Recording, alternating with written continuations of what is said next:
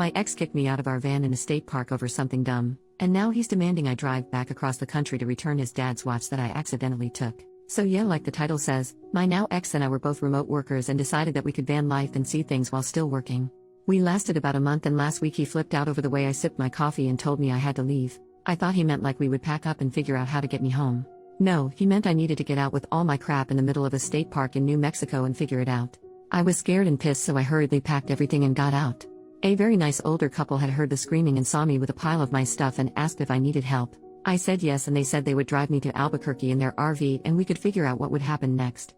Well, it turns out they are the sweetest people ever, and we eventually came to the conclusion it would be easier for me to travel with them home to Kansas, and now they've allowed me to stay paying them insanely fair rent, food, etc. I just have to edit the wife's book and help the husband with his guitar playing. Well, it turns out in the hurry of packing, I grabbed my ex's watch that was his dad's, so I got in touch with him and told him I was sorry, it was truly an accident and I had no intention of keeping it. How would he like me to get it to him? He said I needed to meet him in Utah. I said that was ridiculous, I could send it to him. He said that it was too valuable to trust to mail or FedEx and needed to be hand-relieved. I said I was in Kansas and not coming to Utah, but I would return the watch to his brother when I go home in March. He said no, the only solution was for me to drive it to him. I said I didn't even have a car.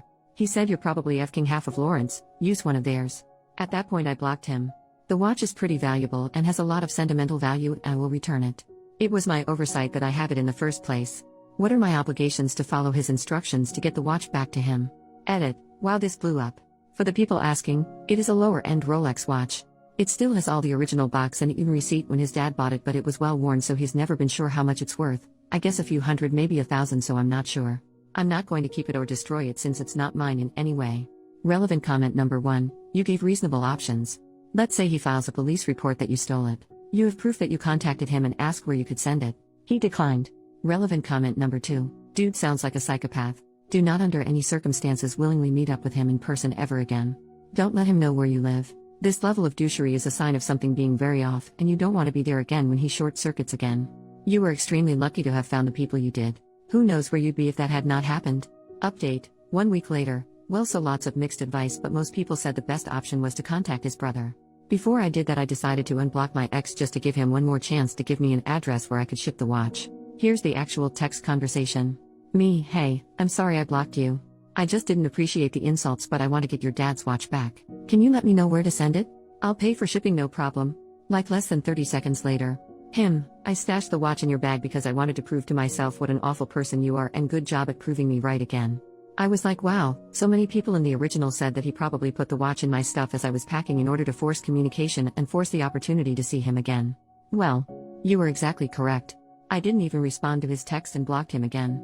I have no intention of keeping the watch, so I decided now it was time to contact his brother, who, along with his wife, has always been very nice to me. He was super appreciative, and we spent a couple days going back and forth figuring out the shipping, but the watch arrived to him on Friday and all is good. He even Venmo'd me $1,000 for being so honest, contacting him, etc. I make really good money, so I told him it wasn't necessary at all, but he insisted, so we agreed to donate it to a food pantry here in Lawrence. But I'm still so creeped out thinking back at the day when he kicked me out of the van and he was screaming at me, calling me all sorts of names. And him scheming to stay in touch with me. He was slamming all my stuff into bags, but that was cover for him hiding the watch. The fact that it was so deliberate yet he thought of it so quickly is so scary to me. We got along so well before we left, and he always seemed like such a great guy. I don't know if the confined space of the van is too much for any couple, or if it brought out a side of him I didn't know was there. Makes me sad and scared at the same time. But also just so relieved it's over. Relevant comments. Commenter number 1, he framed you? To prove to himself that you were awful? He's dumb enough to fall for his own frame job? I really truly can't wrap my head around how stupid he must be. Commenter number 2, what I don't get is his logic that this would prove OP's a bad person. How the hell was she supposed to know about the watch when you kicked her ass out in a state she didn't know about it until after she got to safety, possibly thousands of miles away? Like you thought she was just gonna be running back to you? Screw that dude.